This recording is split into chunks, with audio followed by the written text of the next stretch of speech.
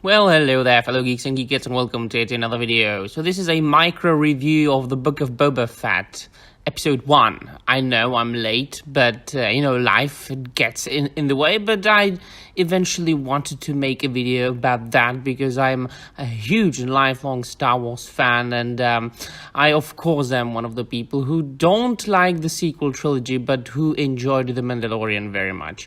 My entire life, I have lived by Star Wars, among many other things, so why not make a video about that? And my first reaction is that, oh boy, Disney is maybe finally learning to appease fans, and they want money after all, but they are of course realizing that you have to do that through hiring good people based on merit.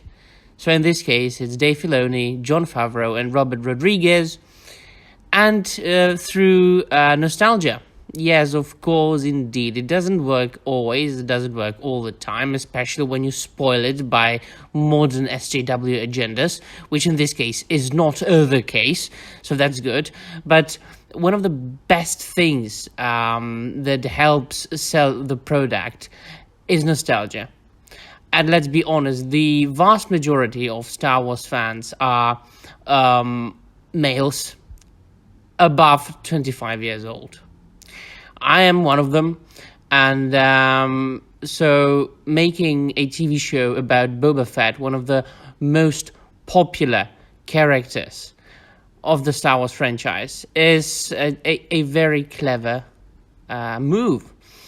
Of course, the opinions differ on whether we should know more about Boba Fett or not, whether he should have been shrouded in mystery and only a matter of the Empire Strikes Back and Return of the Jedi, where he had very small roles, and of course the original expanded universe, because there were many books and comic books written about Boba Fett.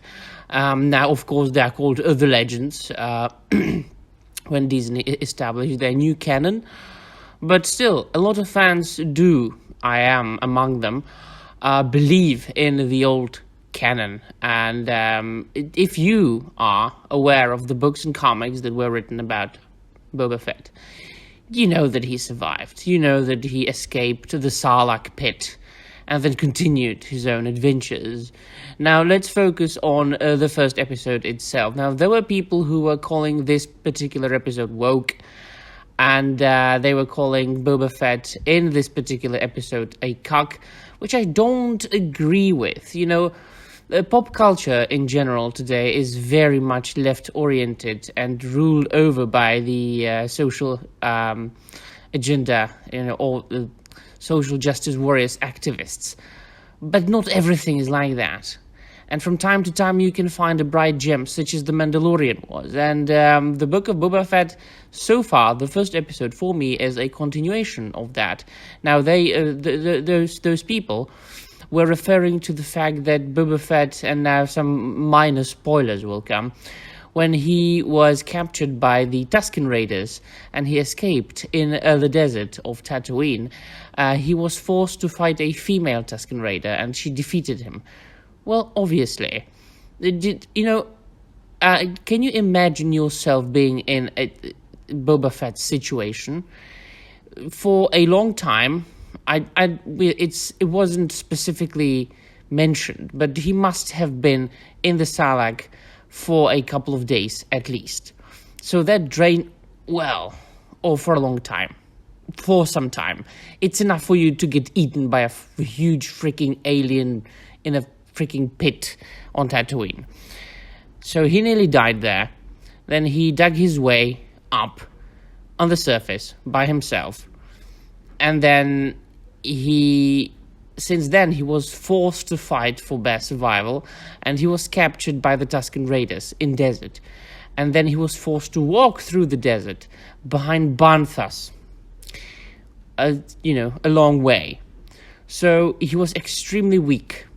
He was weakened, he was hungry, he was famished, he was thirsty, he was dehydrated, he was on the verge of exhaustion, but still he was able to fight. So that did not make him a cuck. That, actually the opposite. That made him a very strong and resilient person, a true clone of Jango Fett. And apart from that, there are many, many other instances of fan service. Obviously, those little snippets and bits and pieces from the original trilogy that we enjoy so much.